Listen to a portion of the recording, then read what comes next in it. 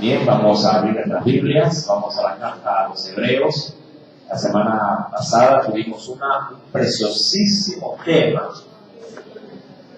Hablamos acerca del pecado imperdonable. ¿Sí? ¿Cuántos leyeron el domingo anterior? Amén. Para aquellos que se perdieron esa enseñanza, ¿cuál es mi recomendación? Vaya al internet, vaya al video y hay que despeñarlo. Hebreos capítulo número 10. Sí, carta a los Hebreos capítulo número 10. Vamos por favor a leer desde el versículo 26. Vamos a tomar obviamente ilación en la lectura. Verso número 26 en adelante nos dice: porque si pecaremos voluntariamente después de haber recibido el conocimiento de la verdad, ya no quedan más sacrificios por los pecados, sino una horrenda expectación de juicio y del borde fuego que ha de devorar a los adversarios. El que viola la ley de Moisés por el testimonio de 2 o 3 testigos muere irremisiblemente. ¿Cuánto mayor castigo pensáis que merecerá el que pisoteare al Hijo de Dios y tuviere por inmunda la sangre del pacto, en la cual fue santificado, e hiciere afrenta al Espíritu de gracia? Verso número 30 podríamos leerlo, y 31. Pues conocemos al que dijo: mía es la venganza, yo daré el pago, dice el Señor. Y otra vez, el Señor juzgará a su pueblo. Horrenda cosa es caer en manos del Dios vivo. Inclinemos nuestro rostro y oremos. Padre celestial, en el nombre de Jesús, gracias, mi Dios, porque en tus misericordias siempre tú nos tienes presentes, Señor amado, y es por medio de esas misericordias que tu pueblo, mi Dios, Padre, alcanza tu favor, tu bendición. Pero, mi Dios, esa misericordia no podrá jamás exceder los límites, oh mi Dios, de lo que tus hijos deben de contemplar. Señor amado, ayúdanos, oh Dios, Padre celestial, a poder reconsiderar nuestra forma de vivir conforme, oh Dios, a tu palabra y a esa misericordia. Señor mi Dios, te suplico pues, Señor amado, que tengas en cada uno de nosotros, Padre, consideración, a fin de que en este tiempo, Señor amado, un tiempo tan duro y tan difícil, nosotros podamos, Señor amado y Dios, conforme a esas promesas, mantenerlas en nuestras vidas, no solamente para nosotros, sino también para todos aquellos, oh Dios, Padre, que necesitan, Señor amado, Padre, ser alcanzados por tu misericordia. Oh Dios, te lo suplico pues en el dulce nombre de Cristo Jesús, y te doy gracias. Hebreos capítulo número 10 es uno de los capítulos más duros de poder asimilar, porque vemos la gracia, sí, por un momento la vemos distanciada para que se pueda reflejar el juicio y la ira de Dios.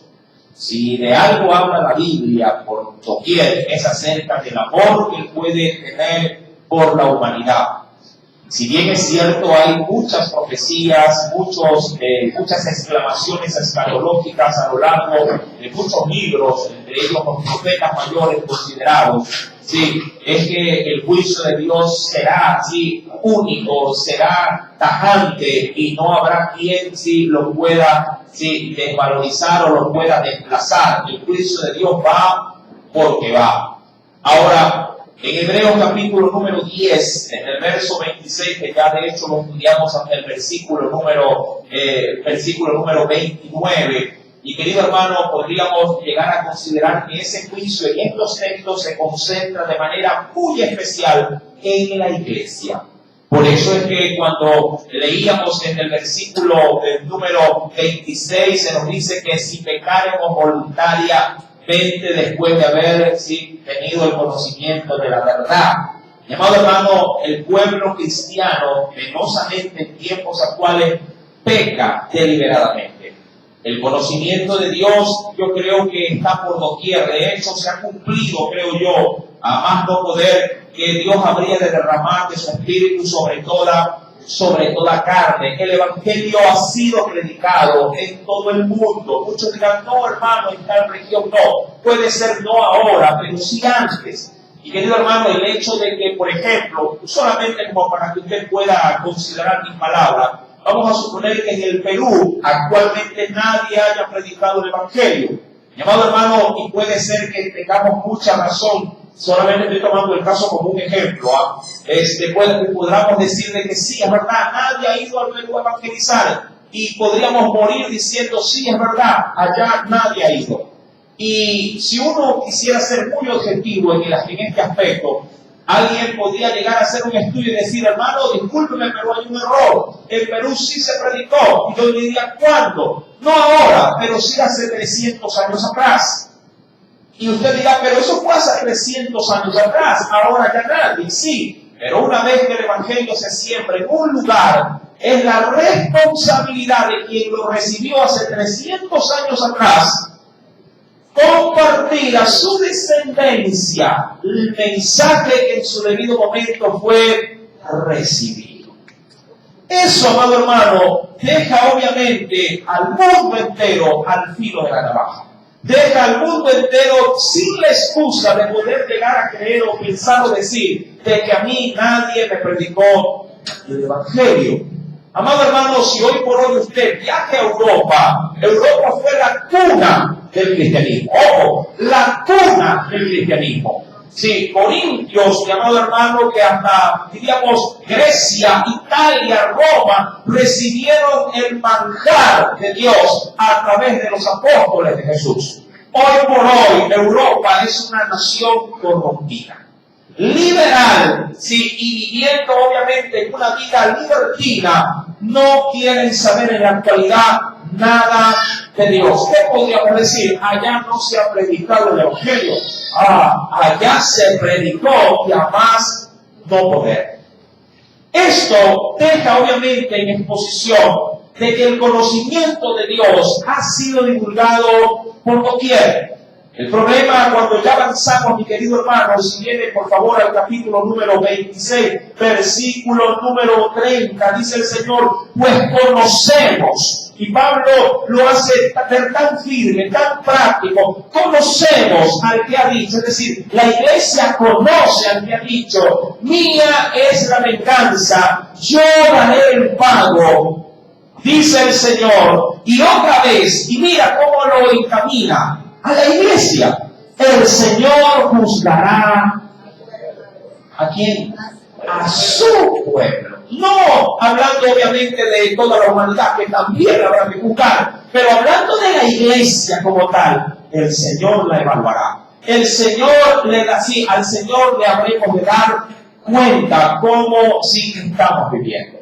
Claro que estamos hablando de una situación que no me puedo salir del contexto bíblico en cuanto al pecar con total avidez, con total conocimiento. Cuando uno infringe el mandamiento sabiendo que Dios ha dicho que no se debe de hacer, mi amado, caemos penosamente en un pecado en el cual Dios más adelante lo mencionará, hablando ya de la gracia también redentora o salvadora, lo considerará como un pecado nefasto, ya que sobre ese pecado con conocimiento, dice la Biblia en el versículo 26, que ya no habrán más sacrificios por tales pecados, por haber menospreciado la gracia redentora del Espíritu Santo. Ahora, en el versículo, en el capítulo 26, versículo número 31 nos dice, vamos a entrar en materia, dice la Biblia, horrenda cosa es caer en manos del Dios vivo. Cuando uno va a la Biblia, y la comienza a estudiar desde el mismo libro del Génesis en adelante, usted podrá considerar que los peores juicios de Dios no fueron sobre los inconversos. Los peores juicios de Dios, cuando vinieron, fueron sobre su pueblo.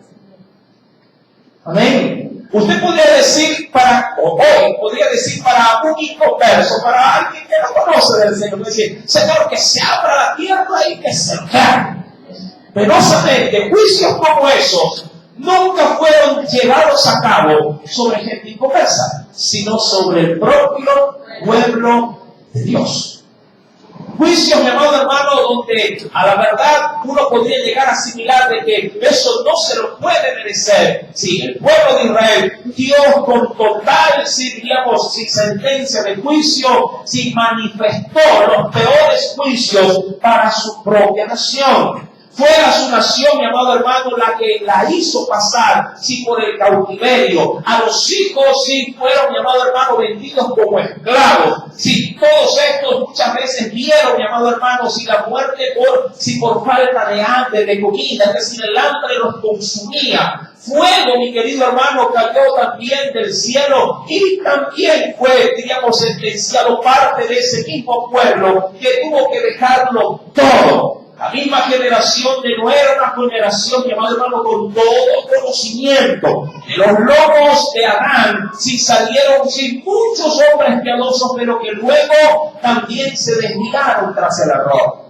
Cuando uno va a la Escritura, y de hecho, si usted va al libro de Hechos de los Apóstoles, el peor juicio del Espíritu Santo no fue sobre los inconversos, sino sobre los miembros de la propia iglesia. Sobre ellos recayó muchas veces sentencia de muerte, si solamente por engañar o mentir al Espíritu Santo. El mismo Pablo, lo decíamos en la enseñanza del domingo pasado, tuvo que entregar a Hermógenes y a Alejandro en manos de Satanás para que ellos puedan aprender a no blasfemar contra el Espíritu. Cuando uno va a la Escritura, mi amado hermano, y va a la carta de Judas, voy a tomarlo como referencia, ¿sí? Porque es necesario entender la magnitud del compromiso y también, mi amado hermano, de la sentencia que Dios da a la falta de ese compromiso de obediencia. Si tenemos que considerar cómo Dios reprime muchas veces la desobediencia de su pueblo. En la carta a Judas, en la penúltima carta del Nuevo Testamento, en el capítulo número 1, ¿lo tiene? Dice el Señor en el verso número 5, mas quiero recordaros, dice ahí, por si acaso la memoria se nos llegue, si de pronto a desviar, en tener presente estos acontecimientos, nos vayamos a olvidar de pronto. Mas quiero recordaros que ya que una vez lo habéis oído, que el Señor, habiendo salvado al pueblo, ojo, habiendo salvado al pueblo, ¿qué ocurrió, mi querido hermano? Perdón, versículo 5, ¿no?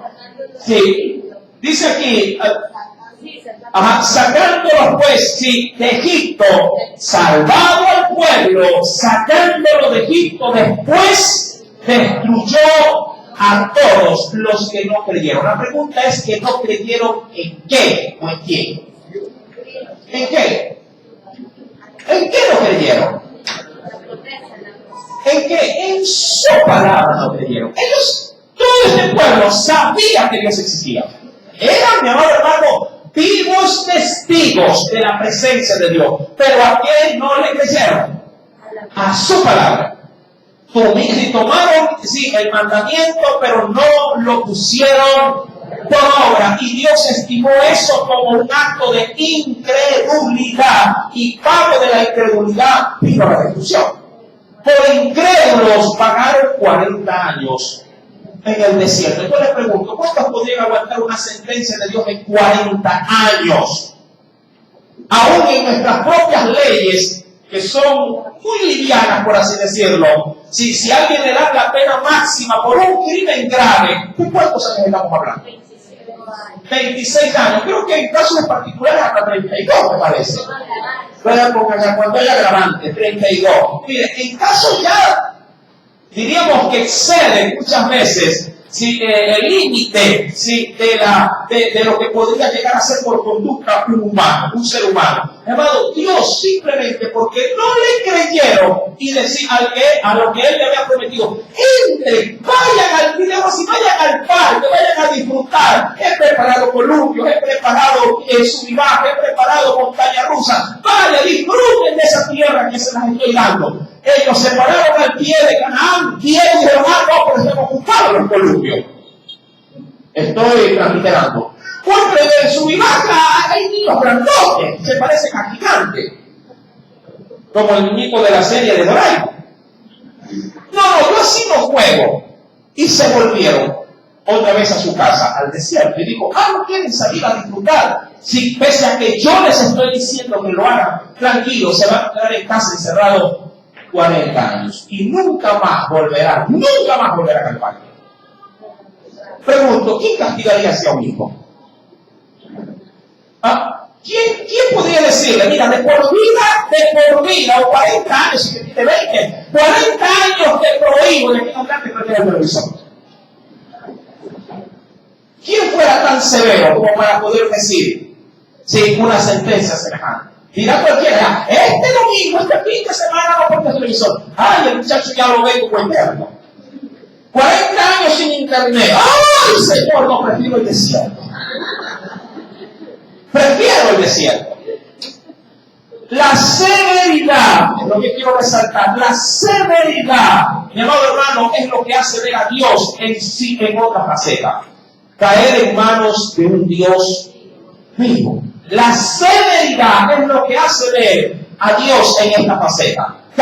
Si horrenda cosa es caer en manos de un Dios vivo. En el versículo estamos hablando en Judas, estamos en el capítulo 1, dice el Señor en la parte final, después de haberlos sacado de Egipto, después dice ahí, los destruyó a quienes, a los que no creyeron. Sí, y yo sí, bueno, voy a tener que forzosamente hablar algo del tema pasado, del domingo anterior. Pregunto, ¿quién estando ya en la gloria tendrá duda de que lo van a votar?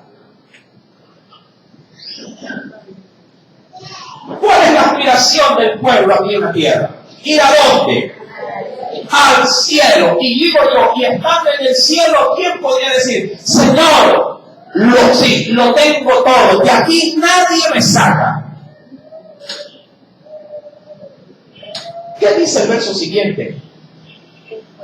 Dios del cielo agarró a las 3/4 partes y la mandó para afuera.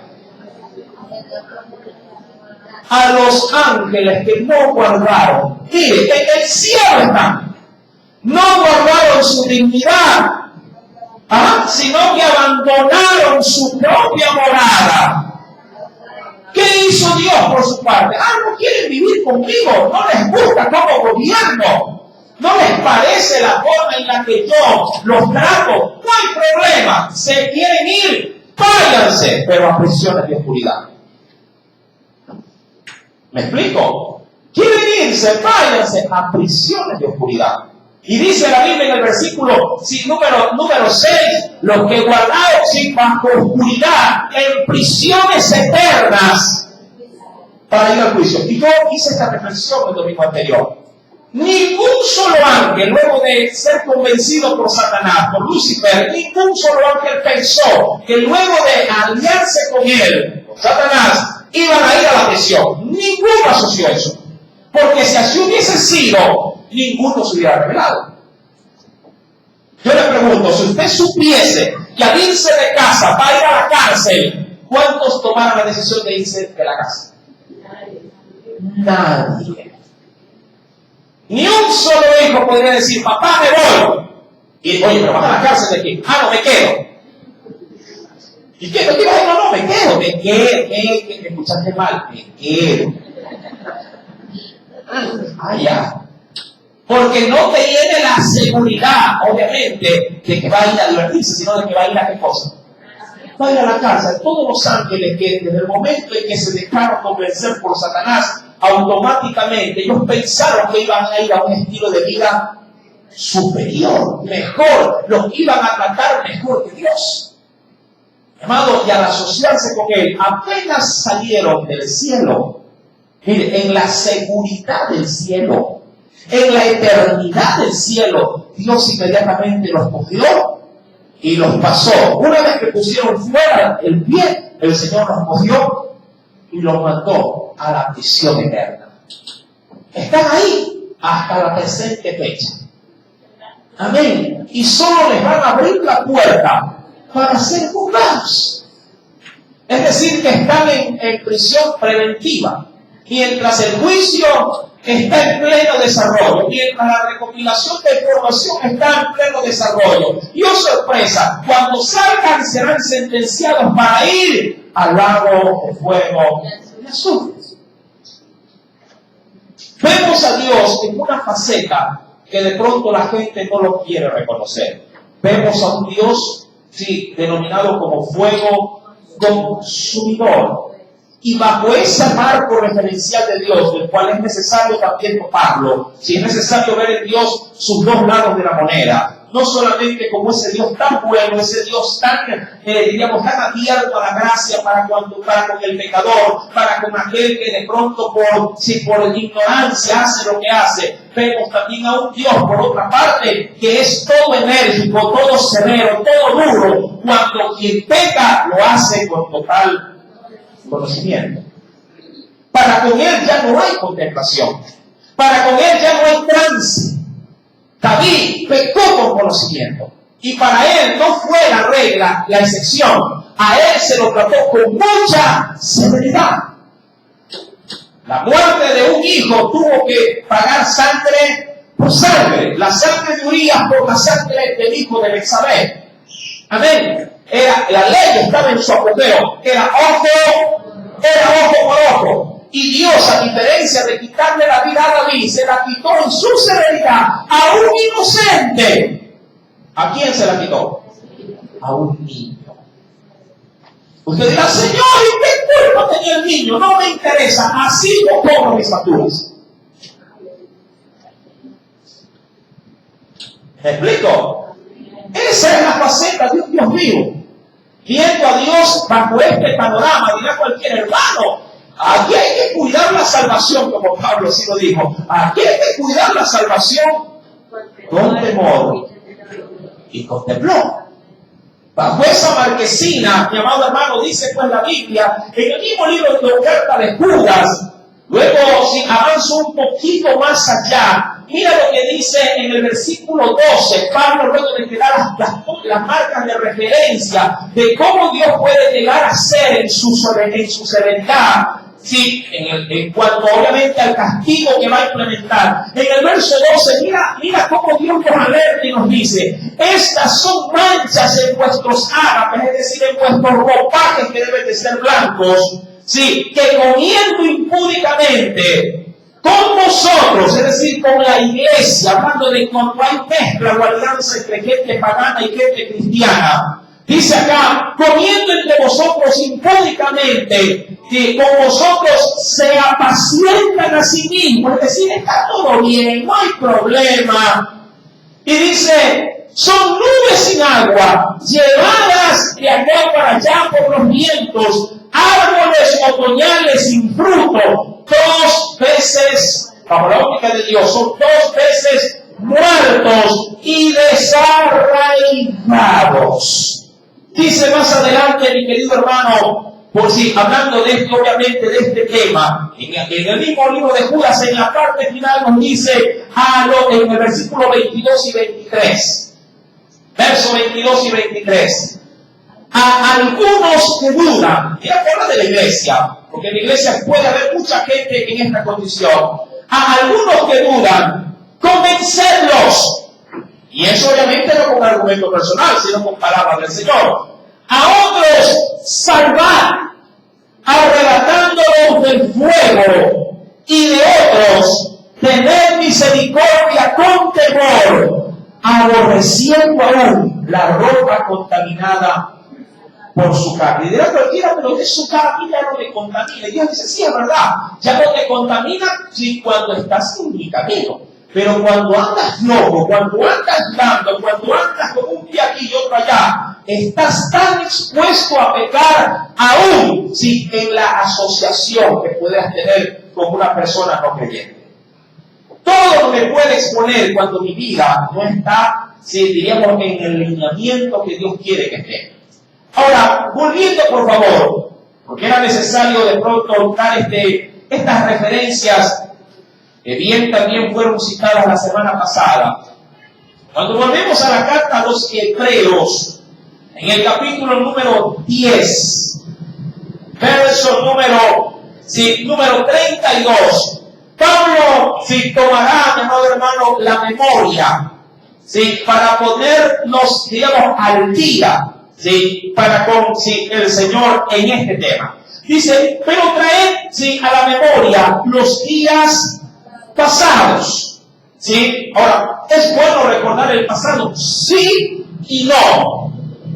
Sí, cuando lo hago para poder edificar, ojo, edificar, de pronto, si la vida de los demás, al darles a conocer cómo yo era antes sin Cristo y cómo soy ahora con Cristo, ahí el pasado es válido. Ahí el pasado tiene, digamos, un efecto positivo.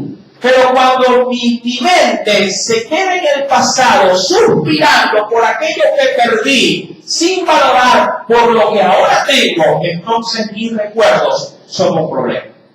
Porque entonces yo podría entrar, mi amado hermano, sí, a desmerecer los grandes y preciosos beneficios que ahora tengo en Cristo Jesús, que bien es cierto, no puede ser dinero, no pueden ser casas, no pueden ser de pronto viajes, no pueden ser, qué sé yo, relación social, que ahora, si antes me codeaba con gente importante, ahora con la gente de la Flor de Bastión, si yo, mi amado hermano, hago ese tipo de distinción, mi amado, mis recuerdos serán un problema.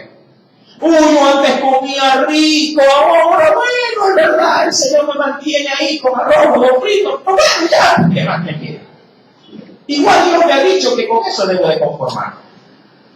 Cuando mis recuerdos me juegan ese tipo de pensamiento, estoy en un problema. No estoy alineado conforme a lo que Dios quiere que yo verdaderamente valore. Antes me iba al infierno, ahora me voy al cielo. Esa es una gran diferencia, ahora.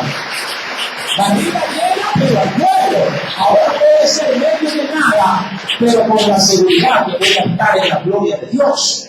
Mi querido hermano, dice por la Escritura, traigan a memoria los días pasados, en los cuales después de haber sido iluminados, ahora eso se refiere a la generación antigua que se les manifestó a ellos la gloria de Dios, ¿sí? Después de haber sido iluminados, dice aquí, sostuviste gran combate de padecimiento. Y esto, hermano, es el marco preciso para ponernos a nosotros hoy como ejemplo. Hoy, cuando recién fuimos cristianos y nuestro corazón estaba no como una velita encendida, estaba como una antorcha. ¿Cuántos recuerdan sus primeros pininos en Dios?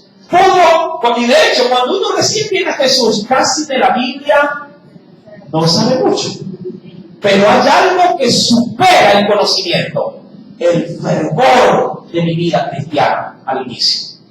Hay un fuego, hay una ilusión, hay una desesperación de Dios. De modo, hermano, que a veces ni leyendo la misma Biblia me quedo lleno. Porque quiero que esa palabra comience a ser viva en mí. Tanto así que cuando uno comienza a ver ciertos pasajes bíblicos, se concentra tanto que cuando uno lo lee, piensa que está en el relato bíblico. Uno dice, y Jesús iba caminando por Galilea. Y uno dice, no se veía, porque veía a Jesús ahí pasando. Sí, lo estoy viendo. Y se subía a la barca y lo veía a Jesús que con el pie alzaba y trepaba en la barca. Y cuando llamó a Pedro y le dijo, ven, yo no se veía con Pedro. Él poniendo un pie, yo poniendo el otro, él hundiendo lo que suba, él me sigo caminando. Porque cuando uno está en esos primeros pininos, no hay más que solo Jesús. ¿Cuál es el problema de la iglesia? Por eso dice el Señor, traigan a memoria. Es que cuando pasan los años, la ilusión no desaparece, pero comienza a desvanecerse. Uno ya lee la Biblia y uno ya no la ve de manera involucrada, ya la ve de manera ajena. Y dice, y Pedro yendo, Pedro tenía que ir. Y se estiró y le dijo al paralítico, no tengo plata ni oro. Uno lee el texto, pero uno ya no se ve en el texto. Y al no verse en el texto, uno ya no siente al leer la Biblia el valor, el peso con el que Dios quiere que siempre al leerla nos sintamos. Es como cuando uno está enamorado. ¿Cuántos maridos hay acá? A ver los mariditos por acá. Hay maridas por aquí. Uno, hace la mano que la esposa está aquí. Si no hay almuerzo. Sí, eso. 1, 2, 3. Alce varón. 4, 5. Cantamos. Sí, acá también es el varón perfecto. Los besos de enamorados.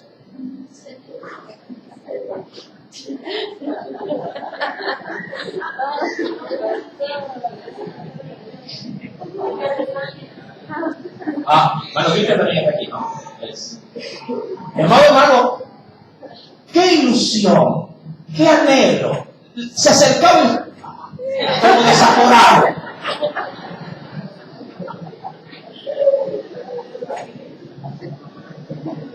Ahora, tiempo presente, 10 años después, 15 años después, 20 años después,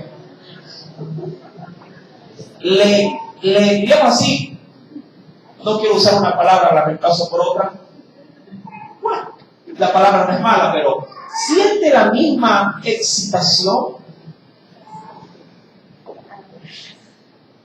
¿Siente la misma ansiedad? ¿Estremece sus huesos? Porque así era al inicio. ¿O me equivoco? ¿O no? Lo manda tembloroso a la casa. Ay, que vi con ella.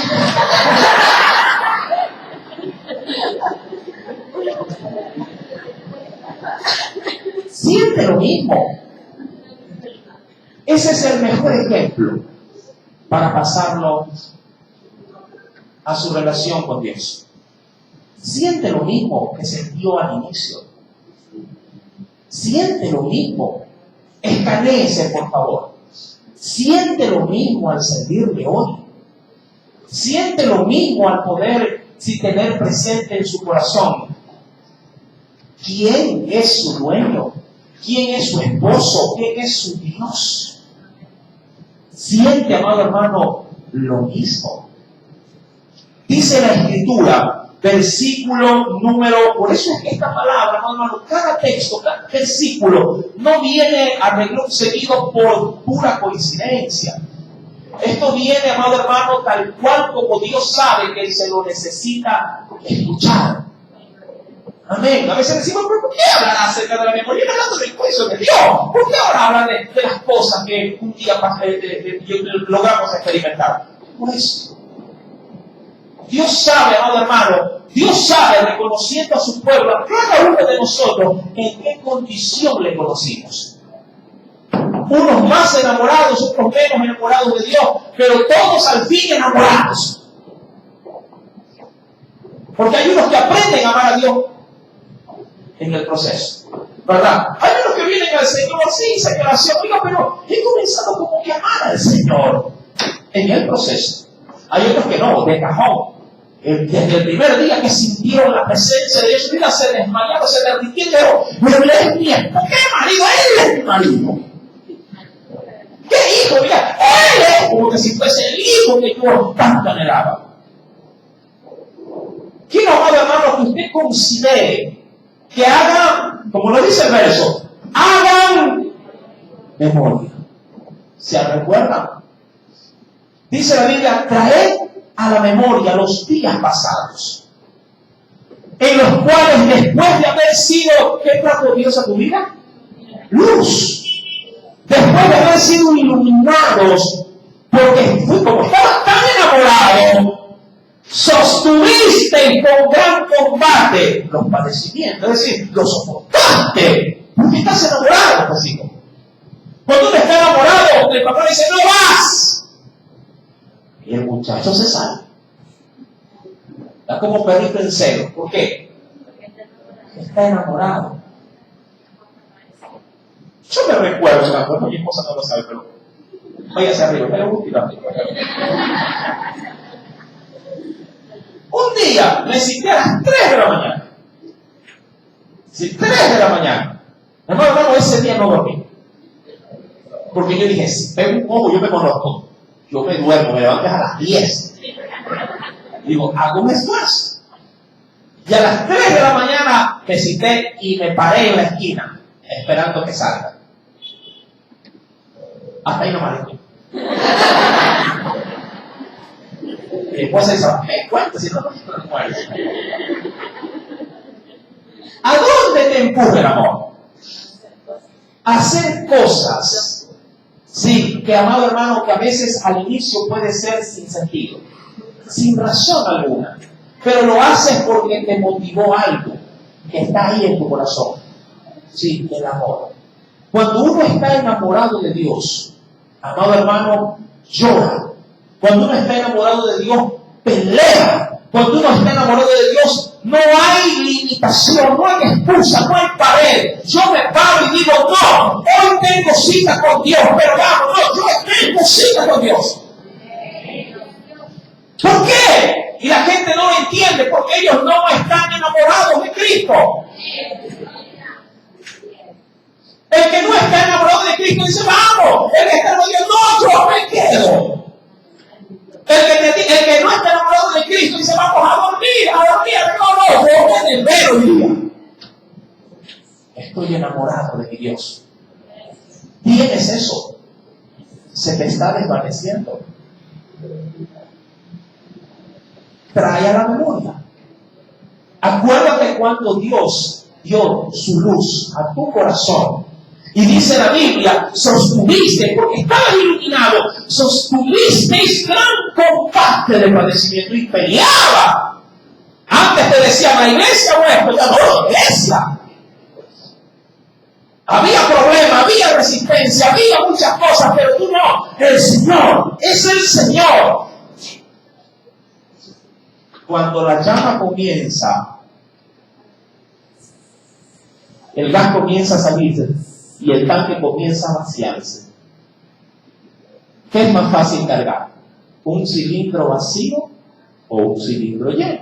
La respuesta es obvia. Más fácil cargar contigo es cuando el gas se te está saliendo. Ahí ya no hay resistencia, solo te cogen de una oreja y te llevan. Pero si tú te haces el pesado en Dios, no, déjalo ahí. Ese solo lo pasé en la iglesia. Amén, lo dice. Gracias, Señor. Solo orando, apaga la luz. Deja dormir. Y dice, no, hoy tengo cita con Dios. Haz memoria.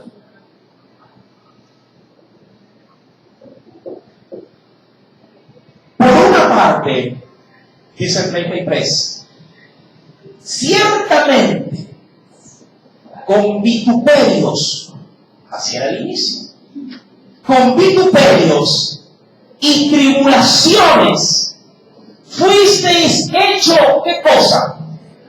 Y es verdad, de pronto no del mundo, pero sí de la casa. Toda tu familia, tú eras el espectáculo. Porque tú eras el tema de la discordia por causa del Señor. ¿Verdad que es así? Si tú estuviste o estás enamorado, aún eres la fruta de la discordia en casa. Si es que acaso los otros no buscan de Cristo, pues no. Porque si la familia entera busca del Señor, entonces todos hablan un mismo idioma. Y como todos están enamorados, todos de la mano, a alabar y a bendecir el nombre de Dios. Pero cuando en casa no hay eso, amado hermano, tú siempre seguirás siendo en el hogar, en el trabajo, aún en tu universidad, aún en tu hermano en el barrio, tú siempre seguirás siendo la fruta de la discordia. Ellos no entienden, diría Pablo en otro texto bíblico, que a nosotros nos rige otro espíritu. Y como no comulgamos con ellos se levantarán contra nosotros. Nos verán como el patito feo. El problema es que cuando se vemos, ya no nos ven como el patito feo. Nos ven ahora con el mismo espíritu de ellos. Mi querido hermano, dice pues la Biblia, por una parte, ciertamente con vituperios y tribulaciones fuisteis hecho espectáculo. Y por otra, llegasteis a ser compañeros de los que estaban en una situación semejante.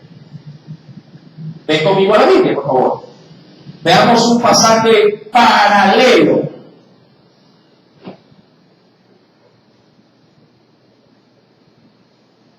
Venga conmigo en Hebreos 11, verso número 39 al 40. Voy a leer los dos textos para tomar ilación a la lectura. Mismo Hebreos, pero me adelanto un poquito. Capítulo 11, verso 39 al 40.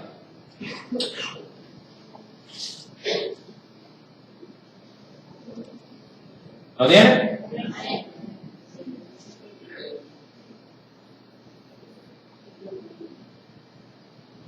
Dice, y todos estos, hablando del pueblo, de los siervos de Dios, aunque alcanzaron buen testimonio, ¿viene? Mediante la fe, no recibieron lo prometido. Ojo, gente cristiana, gente creyente.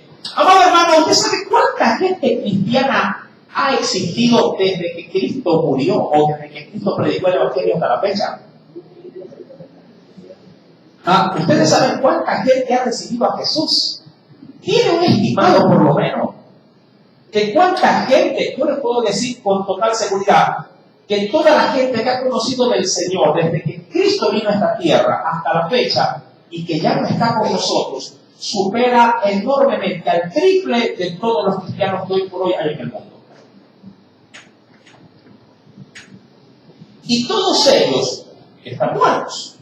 Y en la gran mayoría de ellos, muchas cosas que se les prometieron no lo han todavía recibido. Y solo como para darle de muestra un solo botón. Todos estos que han muerto todavía no ven la promesa de que Cristo venga a ver a su iglesia. Una de las tantas que no han recibido. Una sola. Y ellos, dice la Escritura, no recibieron y mira que no estoy considerando a toda la generación de santos de Jesús para atrás. Proveyendo, dice ahí Dios, alguna cosa mejor para nosotros, para que, y aquí mire el asunto, pueden ponerle entre paréntesis en esta coma, para que no fuesen ellos, ojo, para que no fuesen ellos, ¿de quiénes se está hablando? De todos los que han muerto en la vida cristiana, y aún en la no cristiana, pero en la fe de Dios, pero que ellos no sean, ¿qué dice? No fuesen ellos perfeccionados. Ahora, ¿cómo ellos se iban perfeccionando? ¿Cómo ellos iban perfeccionando? ¿Cómo ellos se iban puliendo? ¿Cómo ellos se iban abrillantando en su vida cristiana? ¿Cómo? En el contexto del capítulo 10, porque esto va a venir de largo, a través de tantas pruebas, tribulaciones, posiblemente promesas no completadas. Porque esto, ¿para qué sirve la vida cristiana? Esto pule en el creyente paciencia. Esto pule en el creyente la resistencia, la credibilidad a las promesas de Dios, aún sin tenerlas abrigadas.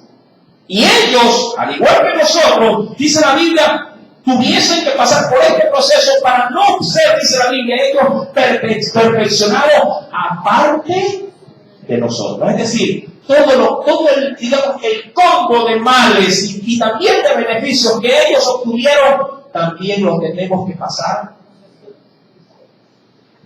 Dios no hace acepción de personas.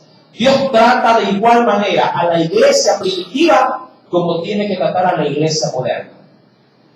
Por eso dice la Biblia que Dios no cambia. En Él no hay sombra de variación y tampoco hay mudanza. Por otra parte, de manera adicional, cuando uno va, mi querido hermano, a la Escritura, mira lo que nos dice también, allá en 1 de Pedro capítulo 5, sobre todo en el versículo número 9, en la parte final de ese pasaje bíblico dice el Señor, Al cual, si resistís firmes en la fe, sabiendo que los mismos padecimientos que se van cumpliendo, dice aquí, en vuestros hermanos, en todo el mundo. Cuando uno va a Hebreos capítulo 10, reconociendo de que tanto la generación antigua de cristianos como la generación actual de cristianos, estamos en el mismo proceso de purificación, de saneamiento en nuestro corazón. Dice Hebreos capítulo número 10, versículo 33, por una parte, ciertamente con vituperios, tribulaciones, fuisteis hechos espectáculo, y por otra, llegasteis a ser compañeros de los que están en una situación semejante. Es decir, hay más cristianos padeciendo como tú. Ya lo vimos también en 1 de Pedro.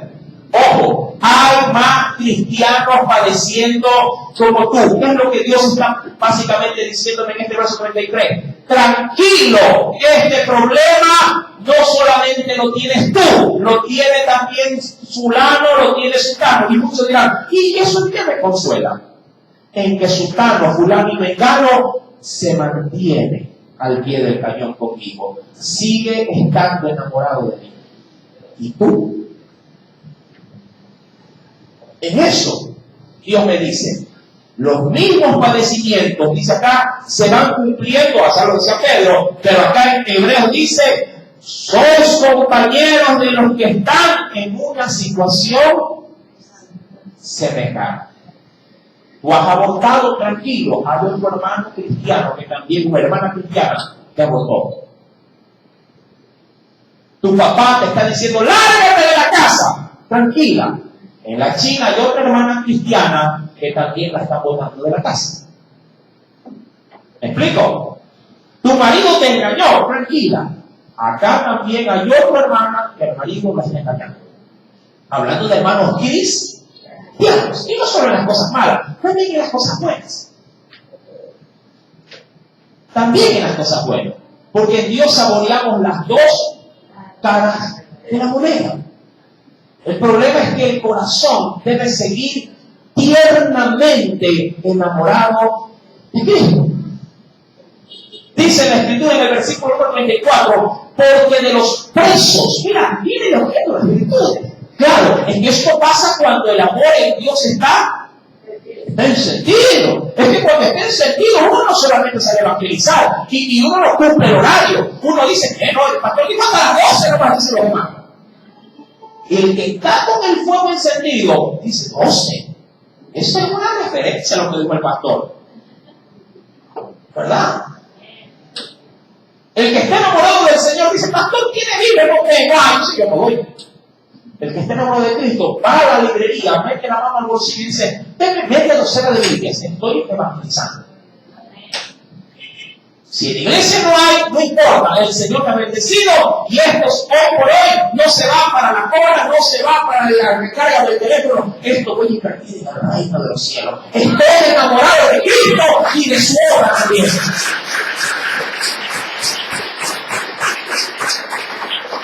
Mi amado hermano, porque de los presos también, dice ahí, os compadeciste. Mira que Dios no es ajeno a... Dios le está diciendo a su pueblo, del cual le viene diciendo, soy pueblo consumidor, voy a meterlos a juicio. Pero también Dios le dice, tranquilo, yo sé cómo han vivido conmigo. Yo sé lo que han hecho por mí. Tengo muy presente todos los sacrificios de amor que han hecho por causa de mi nombre. Dice ahí, ¿de qué manera también te compadeciste? Dice ahí, de los presos, y el despojo de vuestros bienes sufriste, ¿con qué? Con gozo. Qué interesante este versículo. Este verso está escondido ahí en el cuento. Está escondido. Un cristiano no le pesa el bolsillo para ser desprendido por causa del Señor. Mira lo que dice. Quiero que lo vuelvas a leer. Dice el Señor, y el despojo de vuestros bienes ¿lo sufriste con qué? Es decir, como que si entregamos algo de mí, una parte de mí, Señor, tómalo. es tuyo. Se mete en la mano del bolsillo, ¿cuánto falta? Tranquilo, yo pongo. Por causa del Señor, dice la Biblia que lo hacían con ¿qué? Con regañadientes. Otra vez la ofrenda. Oh. Para algunos cuentan con tristeza los días de fin de mes. El diezmo, es cierto, el diezmo. Hermano, Señor, tú sabes, los mes te doy con doble bendición. Mentira. Hermano, este pueblo fue tan, diríamos, desprendido que al hacerlo, sí, por el amor de su Señor, nunca perdieron la alegría, sí, de aprovechar la oportunidad que se les presentaba. Dice la Biblia, sabiendo que tenéis en vosotros, sí, una mejor y perdurable herencia en los cielos. Una vez que Pablo, ojo, les termina de decir, acuérdense, recuerda cómo empieza el versículo número 32, traigan a memoria. Quisiera hacer un recuento. Dios viene hablando duramente. Horrenda cosa es caer en manos de un Dios vivo. Es como un papito. Mira que te voy a castigar. Tengo un látigo nuevecito que lo quiero estrenar. Ojalá que no sea contigo. Mire, voy a la casa. En ese trajín de palabras, muerte, el papá le dice al muchacho, pero hijo, ¿pero por qué no haces lo que hacías antes? Te levantabas temprano, con qué alegría tendías la cama, luego te ibas a agarrar al baño, te cepillabas los dientes, desayunabas, te comías todo, tu mamá no te estaba forzando, metiéndote con cuchara la comida, luego te ayudaba, ¿te acuerdas? A lavar los platos. ¡Qué lindo que estás! O que estás. Casi como un padre. Es lo que Dios nos está diciendo acá. Mira, soy un Dios severo, vas a caer en manos de un Dios vivo. Mira la venganza, te voy a juzgar, dice el Señor. Trae a memoria, mira, caminabas rodillas, estabas enamorado de mí, te desprendías por gozo, de qué manera te ejercitabas en todo lo espiritual, orabas largas noches. ¿Te recuerdas, hijo? Y habla o no habla como un papá en casa. Sí, pero con otras palabras. Y luego termina diciendo como un papá también. Verso número 35. No perdáis. Es decir, que todo ese logro, todo eso que hice con tanto amor, lo puedo llegar a qué cosa. No perdáis. Mírate tú en una empresa. Así de sencillo. En una empresa. Eres al inicio el mejor empleado. Has ganado bonos por ser el mejor empleado. Pero de a poco comenzaste a qué. ¿A qué comenzaste? Sí. Comenzaste a despreocuparte. Comenzaste a llegar con más frecuencia tarde. Ya los informes no eres el primero en entregarlos. Comenzaste ahora a entregarlos después. Ya perdiste la motivación de seguir dando todo en el trabajo. Y claro, a la larga, ¿quién se va a dar cuenta de esto? El jefe. Y el jefe te va a decir, venga Gutiérrez. Siempre yo me le cago a Gutiérrez. Venga Gutiérrez. Lo voy a despedir, Gutiérrez. Y claro, el pretexto no faltará. Pero si yo hacía todita. Sí, es verdad. Antes. Pero si yo venía temprano, sí, es verdad. Antes. Y yo era el primero en entregar el informe, sí, es verdad. Antes. Y luego el jefe le dirá, igual, lo mismo que dice Dios, lo mismo que dice su papá. Gutiérrez, cuidado, pierde el trabajo. Pero mire que estamos para Navidad, ¿cómo vas a decir trabajo? Cuidado, no pierdes. Porque ese mismo jefe que con ansia, hablando bien de ti, por referencia, te dijeron, contrate lo que es chévere, el trabajo así es donde puede confiar la empresa. Luego, si tú bajas, el mismo jefe te puede decir, ponga los pies en remojo, porque lo puedo despedir. Y se queda sin pan. Y lo bonito de esto es que cuando Dios pone su mano, no solo te la pone en el ámbito espiritual, te la pone en todo. Porque cuando Dios comienza a mostrar severidad, te va mal en la iglesia, te va mal en el trabajo, te va mal en la casa, te va mal en todo lo que tú enfrentas. El mismo Dios que da es el mismo Dios que puede quitar. Estoy golpeando conciencias. El mismo Dios que abre el chorro de sus bendiciones es el mismo Dios que puede cerrar la llave. Es el mismo. Yo que sigo, sobre todo el primero yo. El mismo Dios que te dio el trabajo es el mismo Dios que te lo puede quitar. Yo me recuerdo tanto que se quedó un año sin trabajo. Y yo le dije un día sentado, yo oré a Dios para que te cierre la finanza. Y así fue, se la cerró. Todo bravo, medio elefante. Un día vino y dijo, papá, ora por mí. ¿Qué quiere? Para poder conseguir un trabajo, puede ser un trabajo. Puede ser que oraste a Dios que bendiciera. Y sí, hermano. Después con él oré. Y después se rendió. Señor, mi Señor, dale un trabajo a este muchacho. 3 meses más tarde yo estaba trabajando. Es que en su angustia, ¿qué ha dicho Dios? En su angustia, ¿qué ha dicho Dios? No el pastor, en su angustia. Ahí me invocáis, ahí me vas a buscar. Lo penoso de esto es que el pueblo es mal llevado. El pueblo quiere meterse, quiere llegar al filo de la angustia y ahí decir, ¡ay, es cierto, Señor, por acá está bien! No te pierdas. Dice la Biblia, no perdáis. Ese es el consejo de Dios como un padre que está enojado, pero que al mismo tiempo no quiere vernos destruidos. No perdáis pues vuestra confianza que tiene todavía, no hermano, puedes volver. Ese trabajo, esa labor, tiene gran galardón. No perdáis pues vuestra confianza que tiene grande galardón, porque os es necesaria, eso sí. Si algo debe de mantenerse como denominador común en medio de los cristianos, es la paciencia. Uy, hermano, pero yo quisiera disfrutar aunque sea un respiro. Tranquilo, ten paciencia, ya vendrá el tiempo de bonanza. Hoy por hoy la iglesia sufre, hoy por hoy la iglesia está desacomodada.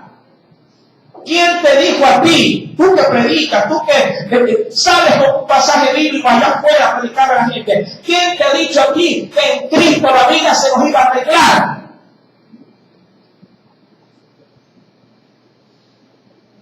Dios llamó a gente ocupada para darle más carga. Nuestra ciudadanía. Te recuerdo versículos bíblicos que tú no sabes. Tu pasaporte dice Reino de los Cielos. Revisa bien tu pasaporte. No, aquí dice ecuatoriano, hermano. No, es que esa te la dio el mundo. Mi pasaporte dice Reino de los Cielos. Oasis está acá. Amén. Acá está mi pasaporte. Aquí está mi foto. Y está mi nombre escrito con el dedo de Dios. Amén. Ese pasaporte, hermano, no caduca. No caduca. Yo lo necesito. Sí.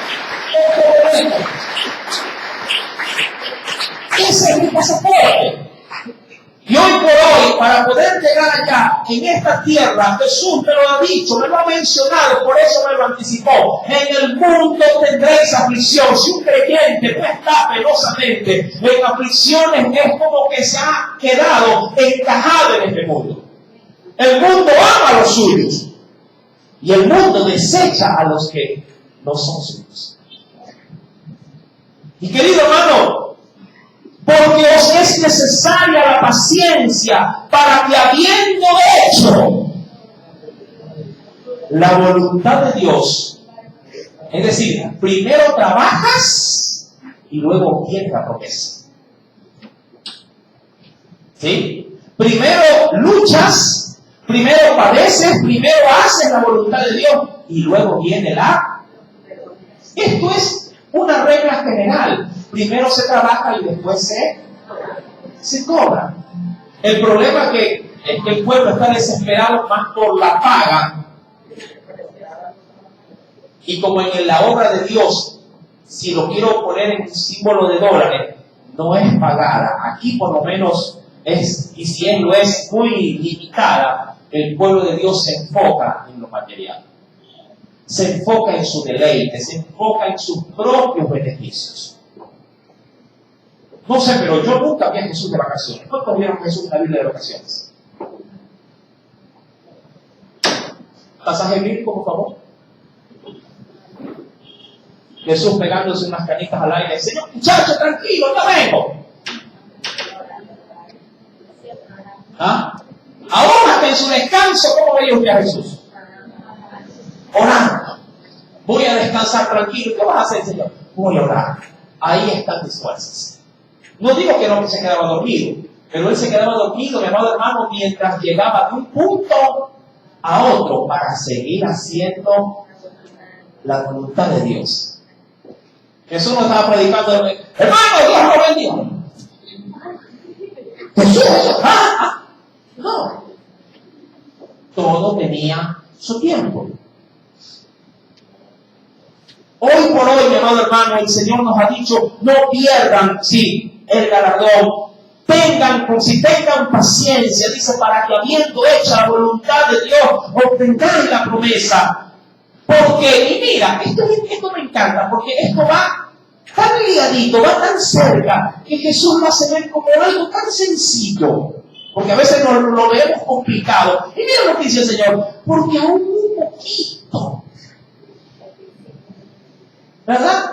Como el niño desesperado llama, y ya está la comida, cuando desesperado, ya tranquilo, mi amor, un minuto, me tienes como media hora, un minuto, te sirvo. ¿Cuántos le dicen así a veces a los muchachos? Un minuto, yo me menos un minuto, como en mi casa, un minuto. Sí. Ya, pero Dios ha dicho, ¿qué ha dicho Dios? Un poquito. Amada iglesia, un poquito. Esfuérzate un poquito. Amén. Sigue, hermano. Un poquito falta y llegamos. ¿Cuánto falta para ir al cielo, hermano? Un poquito. No, hermano, soy como 30 años, ya no aguanto. Hermano, un poquito, por favor.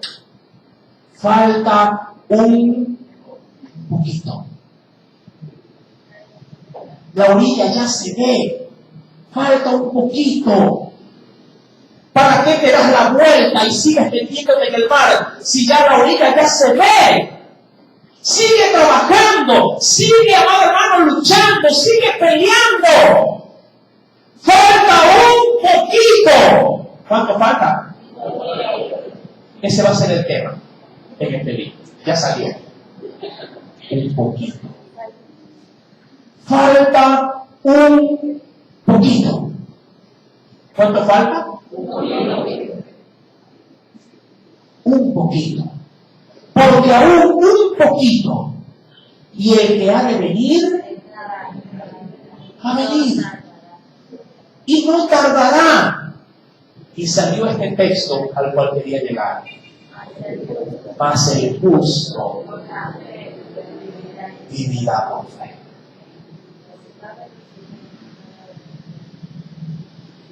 Y si retrocediere, ¿quién? Él. Nosotros. No agradará mi alma. ¿Cuántos dicen, Señor, yo quiero hacer lo que te agrada? Y te da, así ya. Vamos a suponer que Jesús está aquí. Y yo estoy aquí. Señor, un poquito. Sí, ya vengo, tranquilo. Pero claro, haz lo que me agrada. Y yo digo, sí, Señor, y me voy para atrás. Sí, Señor. Sí, Señor. Y voy para atrás. Sí, Señor. Sí, Señor. Sí. Está en la iglesia, pero en la iglesia está en la iglesia. Sí, Señor, sí. Sí, claro que sí. Y va a dejar cada paso que doy para atrás. es que voy aflojando responsabilidades. Sí, Señor, dejo de orar. Por lo menos no como lo hacía antes. Sí, Señor, dejo de evangelizar, pero no con la frecuencia con que lo hacía antes. Sí, Señor, y lee la Biblia, pero porque le toca predicar. Sí, Señor. ¿Sí me está entendiendo? Sí, Señor. Sí. ¡Ah! Y después el hermano en la iglesia ya no está. ¿Qué ha dicho Dios? Hermano, un poquito, pero no un poquito retrocediendo, un poquito, pero cada vez más cerca, porque si retrocedo, no agradas a mi alma. Mi amado hermano, el justo vive por fe. ¿Por qué vives tú? ¿Qué es tu fe? Según tu propio consejo, no según la Biblia. Según tu propio consejo, ¿qué es la fe para ti? ¿Qué es la fe? Creerle a Dios. ¿Qué es tu fe? Según tu propio consejo. Porque si hablamos de concepto personalizado, mi fe debe de ser Jesús. Mi fe debe de ser mi Dios. Y si Él es mi fe, soy como el imán pegado al hierro. Si es mi fe, debo de ser como el imán pegado al hierro. Si tu fe es tu Dios, ¿qué haces distanciado de Dios? ¿Qué es tu fe? Si tu fe es tu Dios, donde está Dios, estás tú. Ya vengo, Señor. Ya vienes.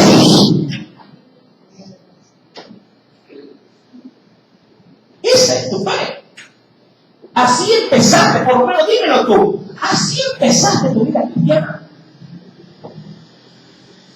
Cuando tú empiezas la vida cristiana, hay una campaña, pastor, voy a la campaña. Porque está, ¿qué cosa de Dios? Estás encendido. ¿Verdad? Estás antes de que abran la puerta, estás ahí, ya ponen la puerta, que ahora es tu día. Cuando no estás encendido, ay pastor, hay un tiempo de vacaciones, y no hay que me haya culpa.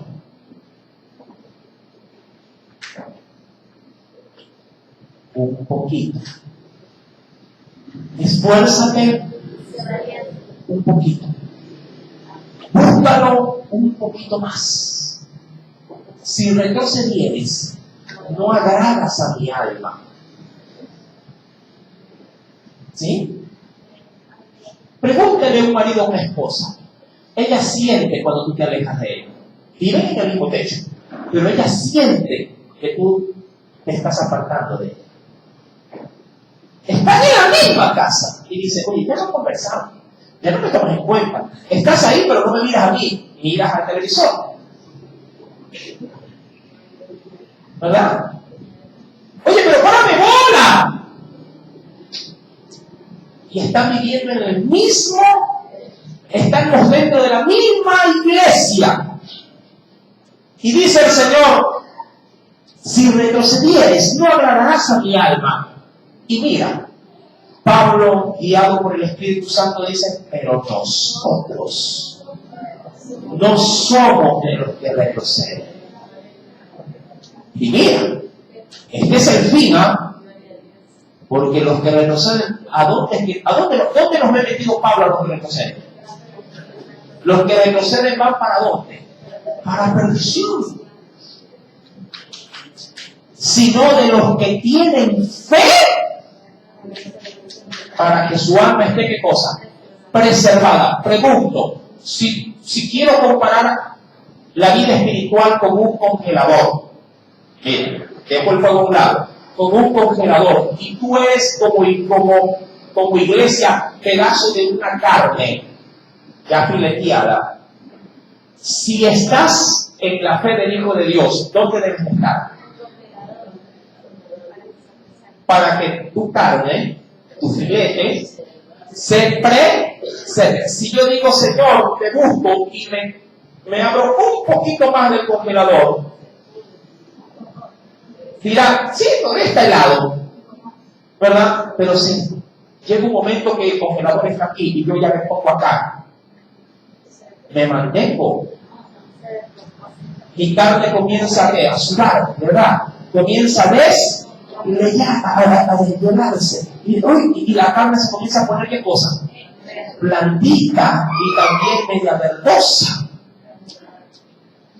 Y hay quienes se complacen viviendo vidas cristianas del congelador en la puerta ahí.